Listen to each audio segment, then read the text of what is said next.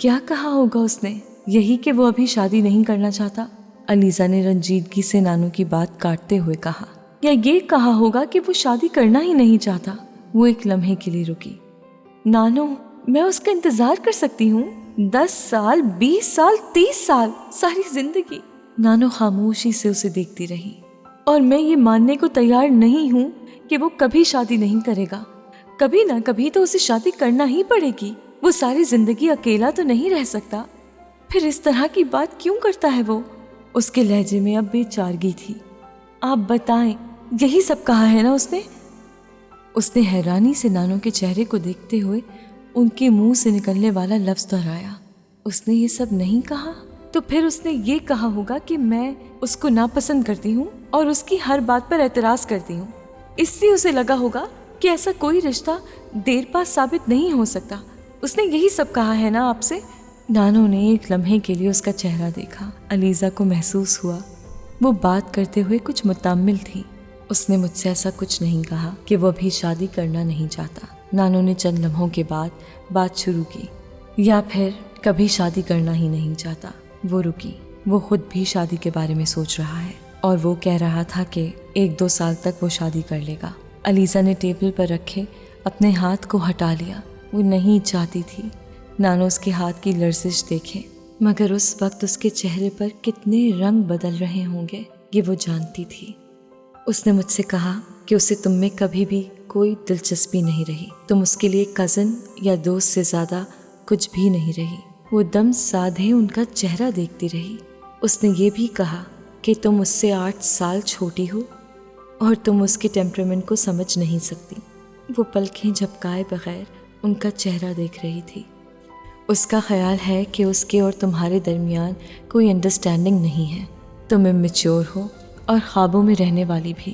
اس کو اپنی بیوی میں زیادہ پریگمیٹک اپروچ چاہیے جو تم میں نہیں ہے۔ نانو چند لمحوں کے لیے رکی اور پھر انہوں نے علیزہ سے نظریں چراتے ہوئے کہا، اور سب سے بڑی بات یہ ہے کہ وہ جوڈت میں انٹرسٹڈ ہے۔ اس کی جوڈت کے ساتھ انڈرسٹینڈنگ ہے اور اس کا خیال ہے کہ 1-2 سال میں جب وہ شادی کرے گا تو جوڈت سے ہی کرے گا۔ وہ اس بات پر حیران ہو رہا تھا کہ میں تمہارے پروپوزل کے بارے میں اس سے بات کر رہی تھی۔ نانو کو یوں لگا جیسے وہ شوق تھی کہ میں تمہارے لیے اس کے بارے میں سوچوں گی۔ میں نے اسے یہ نہیں بتایا کہ میں تمہارے کہنے پر اس سے بات کر رہی ہوں۔ نانو خاموش ہو گئی تھی۔ شاید اب ان کے پاس کہنے کے لیے کچھ نہیں رہا تھا، بالکل ویسے ہی جیسے علیزہ کے پاس پوچھنے کے لیے کچھ نہیں رہا تھا۔ میں نے تمہیں پہلے ہی ان سب باتوں کے بارے میں خبردار کیا تھا۔ نانو کا لہجہ بہت نرم تھا۔ شاید وہ علیزہ کی جذباتی کیفیت سمجھ رہی تھی، مگر اب ان سب باتوں کو بھول جاؤ۔ جو ہو گیا اسے جانے دو۔ عمر میں ایسے کون سے سرخاب کے پر لگے ہوئے ہیں، اور پھر تمہارے لیے میرے پاس عمر سے بہتر پروپوزلز ہیں۔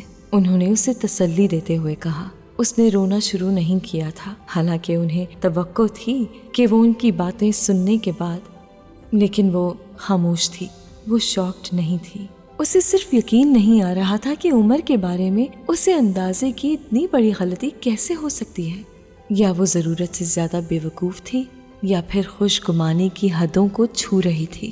جو بھی تھا، اس وقت اسے یوں ہی محسوس ہو رہا تھا جیسے شدید سردی کے موسم میں کسی نے اسے گرم کمرے سے نکال کر یخ پانی میں پھینک دیا ہو۔ پریگمیٹزم اور ریئلزم۔ اس نے اپنے کانوں سے عمر کی آواز کو جھٹکنے کی کوشش کی۔ بے یقینی ختم ہونے میں نہیں آ رہی تھی۔ بس کزن اور دوست؟ کیا میں یہ بات مان سکتی ہوں کہ اس کے علاوہ عمر نے مجھے کبھی کچھ اور سمجھا ہی نہ ہو؟ وہ معاوف ذہن کے ساتھ ٹیبل پر پڑی ہوئی اپنی پلیٹ کو بے دھیانی کے عالم میں دیکھتی رہی۔ علیزہ کے ساتھ میری کوئی انڈرسٹینڈنگ نہیں ہے۔ انڈرسٹینڈنگ کے علاوہ اور تھا ہی کیا جو مجھے تمہاری طرف کھینچ رہا تھا؟ اس کی رنجیدگی بڑھتی جا رہی تھی۔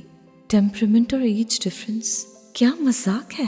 پچھلے 10 سالوں میں تو ان دونوں چیزوں میں سے کسی نے ہمارے تعلق کو متاثر نہیں کیا، پھر اب یہ دونوں چیزیں درمیان میں کہاں سے آ گئی؟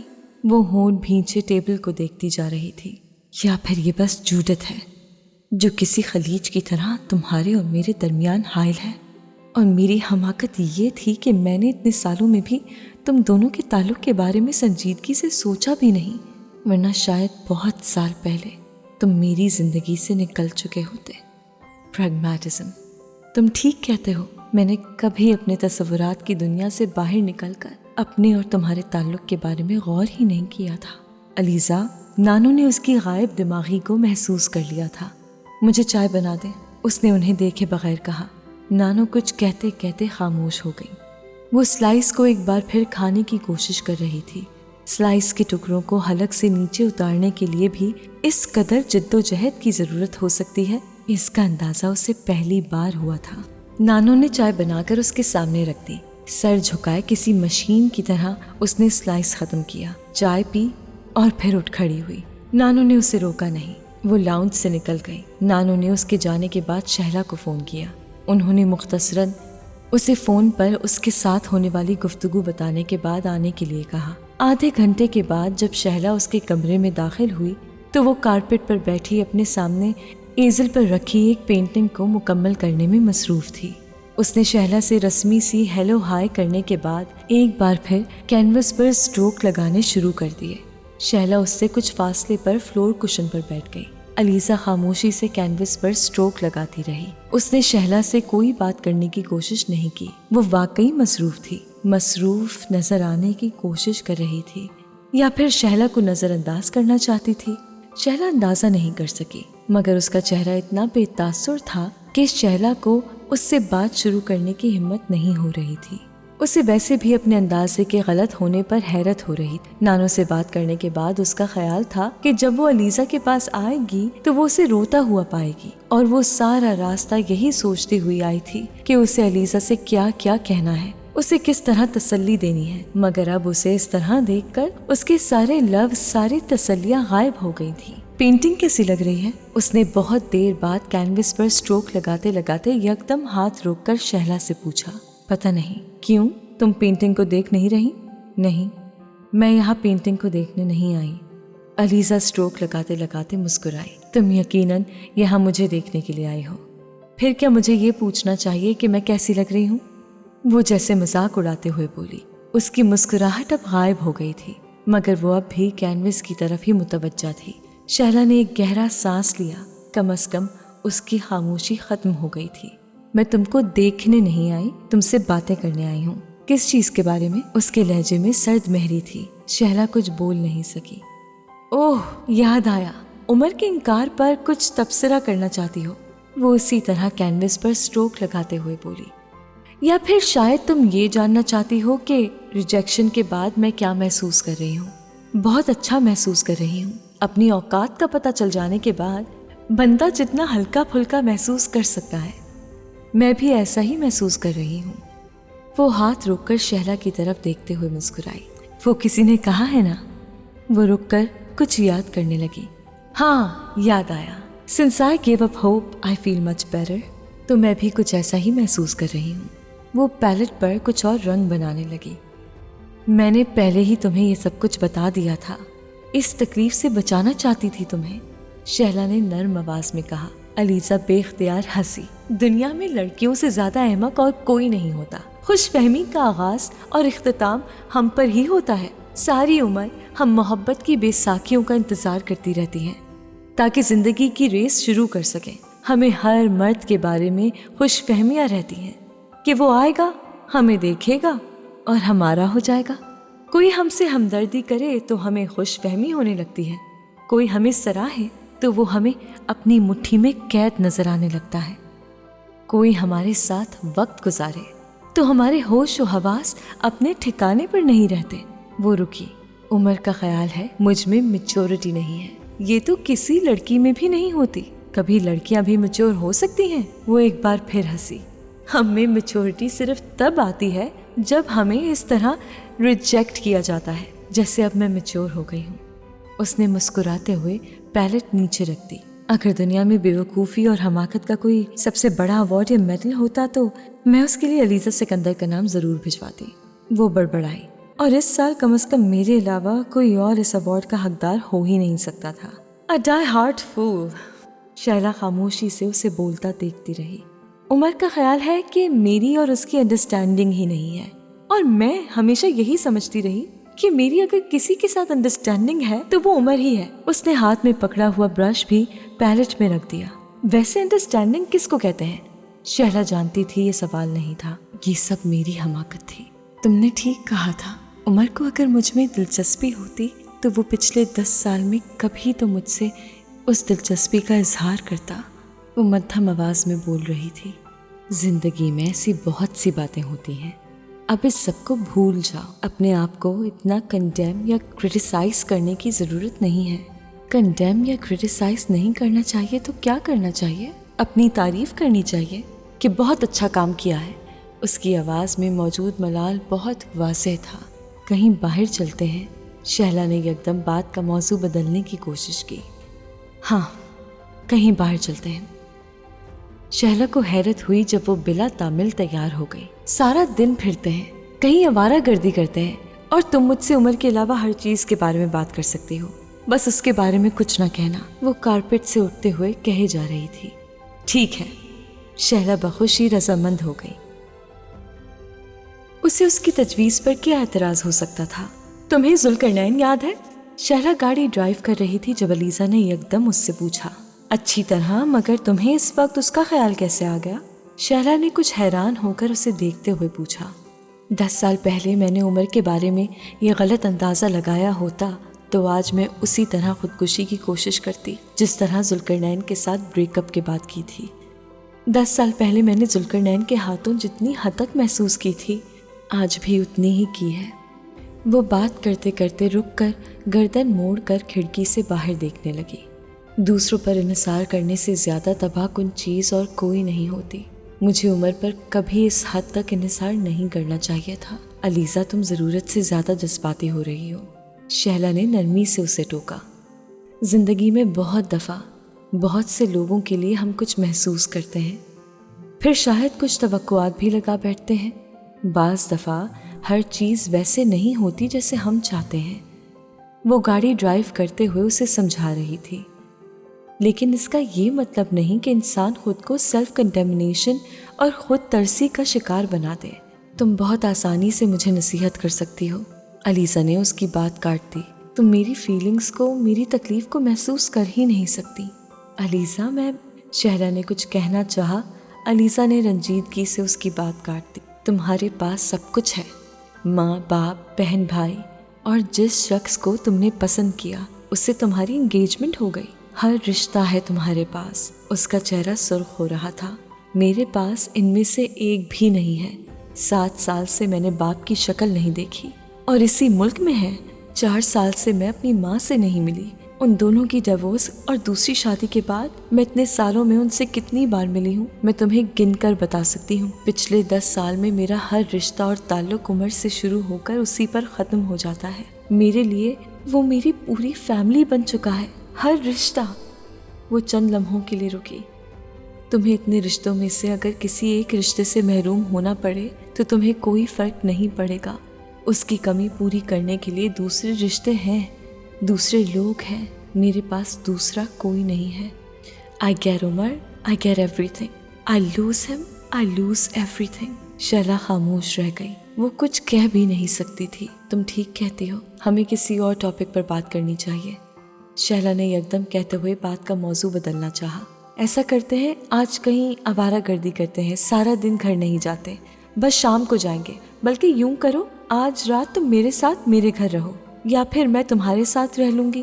وہ اسے تسلی دے رہی تھی۔ علیزہ نے کچھ بھی کہنے کے بجائے صرف اسے دیکھا۔ ہاں ٹھیک ہے، آج کا دن اکٹھے گزارتے ہیں، باہر ہی، وہ بڑبڑائی۔ علیزہ کو مطمئن کرنے کی اس کی ساری کوششیں اس وقت بری طرح ناکام رہیں جب وہ دونوں ایک ریسٹورانٹ میں جا کر بیٹھی۔ شہلا نے ویٹر کو آرڈر نوٹ کروایا اور ویٹر کو گئے ابھی چند منٹ ہی ہوئے تھے جب شہلا نے عمر کو جوڈت کے ساتھ ریسٹورانٹ میں آتے دیکھا۔ وہ دونوں اس وقت جس ٹیبل پر بیٹھی ہوئی تھی وہ ایسی جگہ پر تھی کہ اندر آنے والے ہر شخص کی پہلی نظر ان پر ہی پڑتی۔ نہ صرف شہلا نے عمر کو دیکھا تھا بلکہ عمر کی بھی اندر داخل ہوتے ہی ان پر نظر پڑی تھی۔ وہ ٹھٹک گیا تھا۔ شہلا نے علیزہ کو دیکھا، وہ بھی عمر اور جوڈت کو دیکھ چکی تھی۔ شہلا کا خیال تھا عمر ان دونوں کی طرف نہیں آئے گا، لیکن اس کی یہ توقع غلط ثابت ہوئی۔ عمر جودت سے کچھ کہہ رہا تھا، پھر شہلا اور علیزہ نے جودت کو بھی اپنی ٹیبل کی طرف متوجہ ہوتے ہوئے دیکھا۔ علیزہ نے ان دونوں سے نظریں ہٹا لیں۔ ہیلو، عمر نے قریب آ کر کہا۔ علیزہ نے سر اٹھا کر نہیں دیکھا۔ شہلا اپنی کرسی سے کھڑی ہو گئی۔ ہیلو علیزہ۔ اس بار علیزہ نے جودت کی گرم جوش آواز سنی۔ وہ بھی اپنی سیٹ سے کھڑی ہو گئی۔ اس نے جودت کی طرف ہاتھ بڑھایا، مگر جودت نے اس کا ہاتھ تھامنے کے بجائے اسی پرانی بے تکلفی اور گرم جوشی کے ساتھ آگے بڑھ کر اس کے دونوں گالوں کو خیر مقدمی انداز میں چوما۔ مجھے یقین نہیں آ رہا کہ یہ علیزہ ہی ہے۔ خوبصورت تو یہ پہلے ہی تھی، مگر اب کیوں؟ عمر، وہ علیزہ کے دونوں کندھوں پر ہاتھ رکھے ہوئے بڑی بے تکلفی کے ساتھ عمر سے پوچھ رہی تھی۔ علیزہ کا دل چاہا وہ اپنے کندھوں سے اس کے ہاتھوں کو جھٹک دے۔ عمر نے اس کی بات کا کوئی جواب نہیں دیا۔ بہت سالوں کے بعد دیکھا ہے میں نے تمہیں علیزہ، کچھ یاد ہے تمہیں؟ علیزہ نے مسکرانے کی کوشش کی۔ وہ جانتی تھی یہ بہت مشکل کام تھا۔ نہیں، اس نے یک لفظی جواب دیا۔ اپنی آواز اسے بے حد کھوکھلی لگی تھی۔ صرف چہرے ہی نہیں، آوازیں بھی انسان کی کیفیات کا آئینہ ہوتی ہیں۔ جودت اب شہلا سے ہیلو ہائے میں مصروف تھی۔ تم لوگ یہاں لنچ کے لیے آئے ہو؟ عمر نے پوچھا۔ ہاں، شہلا نے کہا۔ اکٹھے لنچ کر لیتے ہیں؟ اس بار جودت نے کہا۔ نہیں، ہم لوگ اکیلے لنچ کرنا چاہتے ہیں۔ نہ چاہتے ہوئے بھی اس کے لہجے میں سرد مہری آ گئی تھی، اور شاید جودت نے اسے محسوس بھی کیا تھا۔ کوئی بات نہیں، تم لوگ لنچ کرو، ہم دونوں کافی پینے آئے تھے، لیکن میں سوچ رہا ہوں کہ کہیں اور پیتے ہیں، یہاں کافی رش ہے۔ اچھا، خدا حافظ، عمر نے بڑی آسانی کے ساتھ بات ختم کرتے ہوئے کہا۔ اس نے ایک بار بھی علیزہ کو مخاطب کرنے کی کوشش نہیں کی۔ علیزہ نے پوری گفتگو کے دوران ایک بار بھی عمر کے چہرے پر نظر نہیں ڈالی۔ اس میں اتنی ہمت باقی نہیں رہی تھی۔ وہ صرف جودت کو دیکھ رہی تھی، جو ایک بہت خوبصورت سبز شلوار قمیض میں ملبوس تھی۔ اس میں زیادہ تبدیلی نہیں آئی تھی، صرف اس کا ہیئر سٹائل اور بالوں کا کلر بدل گیا تھا۔ علیزہ کو یکدم اپنی بھوک بھی ختم ہوتی محسوس ہوئی۔ وہ ان دونوں کو اس وقت تک دیکھتی رہی جب تک وہ دونوں ریسٹورانٹ سے باہر نہیں نکل گئے۔ ویٹر اب ان کی ٹیبل پر کھانا سرو کر رہا تھا، مگر کھانے میں اس کی دلچسپی ختم ہو گئی تھی۔ وہ اب یہاں سے بھاگ جانا چاہتی تھی۔ اپنی پلیٹ میں کچھ چاول ڈال کر وہ بے دلی سے شہلا کا ساتھ دینے کے لیے کھانا کھاتی رہی۔ شہلا نے کھانے میں اس کی عدم دلچسپی کو محسوس کر لیا تھا، مگر اس نے علیزہ سے کچھ نہیں کہا۔ اس کے لیے اتنا ہی کافی تھا کہ وہ کھانا کھا رہی تھی، اور اس نے کھانا چھوڑ کر جانے کی کوشش نہیں کی تھی۔ شہلا کے کھانا ختم کرتے ہی علیزہ نے اس سے کہا، میں گھر جانا چاہتی ہوں۔ یہ جیسے ایک اعلان تھا کہ وہ اب گھومنا نہیں چاہتی۔ مگر ہم دونوں نے تو یہ طے کیا تھا کہ ہم آج سارا دن ادھر ادھر پھریں گے، پھر یکدم تم نے اپنا فیصلہ کیوں بدلا ہے؟ شہلا نے اعتراض کیا۔ بس میں گھر جانا چاہتی ہوں، میں کچھ دیر آرام کرنا چاہتی ہوں۔ وہ اپنا شولڈر بیگ اٹھاتے ہوئے شہلا سے پہلے ہی اپنی کرسی سے اٹھ کھڑی ہوئی۔ شہلا نے بھی اصرار نہیں کیا۔ اس کے گھر کے گیٹ پر شہلا نے گاڑی روک کر ہارن دیا تو علیزہ نے اس کی طرف دیکھے بغیر کہا، شہلا اب تم جاؤ، میں کچھ وقت اکیلے رہنا چاہتی ہوں۔ مگر علیزہ، میں شہلا نے کچھ کہنے کی کوشش کی۔ علیزہ نے نرمی سے اس کی بات کاٹ دی۔ پلیز کچھ دیر کے لیے مجھے واقعی اکیلے رہنے دو، میں اس وقت تنہائی کے علاوہ اور کچھ بھی نہیں چاہتی۔ تم میرے ساتھ رہو گی تو میں ڈسٹرب رہوں گی۔ چوکیدار نے گیٹ کھول دیا۔ شہلا چپ چاپ اسے گاڑی سے اترتے ہوئے اور جاتے دیکھتی رہی۔ اس نے گیٹ کے اندر جانے سے پہلے مڑ کر ایک بار شہلا کو دیکھا اور ہلکے سے مسکرائی۔ اس کے بعد وہ اندر غائب ہو گئی۔ اگلے کئی دن وہ اسی آسیب کی گرفت میں رہی۔ ہر چیز اپنی اہمیت کھو چکی تھی۔ وہ دن اور رات کے کسی بھی لمحے میں عمر کے خیال سے غافل نہیں رہتی تھی، اور اگر کبھی کچھ دیر کے لیے کوئی اور خیال اس کے ذہن میں آتا بھی تو صرف چند لمحوں کے لیے۔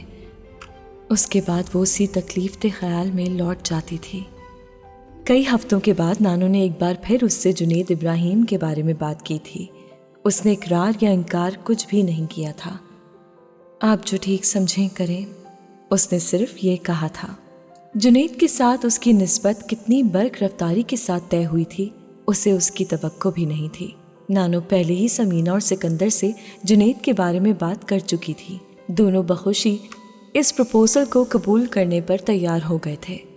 سکندر مسقط سے کراچی شفٹ ہونے کے بعد پہلی بار اس سے ملنے لاہور آئے تھے۔ ان کی یہ آمد بنیادی طور پر جنید سے ملاقات کے لیے تھی، اور وہ خاصے مطمئن واپس گئے تھے۔ क्या ये बेहतर नहीं है कि तुम जुनैद से एक बार फिर मिल लो? बाकायदा तौर पर जुनैद के घर वालों को इस प्रपोजल के लिए अपनी रजामंदी देने से पहले नानो ने एक दिन उससे कहा, मैं पहले ही उससे मिल चुकी हूँ, एक बार और मिलकर क्या कर लूँगी। उसने दो टोक इनकार कर दिया। फिर भी ये ज़रूरी है, पहले की बात और थी। अलीसा ने नानो की बात काट दी। क्या वो मुझसे मिलना चाहता है? नहीं, उसने ऐसी किसी ख्वाहिश का इजहार नहीं किया। मैं खुद ये चाहती हूँ कि तुम दोनों एक बार और आपस में मिल लो, बल्कि बेहतर ये है कि तुम उसके सारे घर वालों से मिल लो। ये उसकी अम्मी की ख्वाहिश है, नानो ने उसे बताया। मैं उसके तकरीबन सारे घर वालों से ही मिल चुकी हूँ। वो पिछले कई हफ्ते से आ जा रहे हैं हमारे घर, अलीसा ने कहा। वो आते रहे हैं, मगर तुमसे इतनी बेतकल्लुफी से गुफ्तगू नहीं हुई। जुनैद की अम्मी चाहती हैं कि तुम उनके घर खाने पर आओ, कुछ वक्त उनके साथ गुजारो, ताकि तुम्हें उनके घर के माहौल का अच्छी तरह अंदाज़ा हो सके। इसका फ़ायदा क्या है?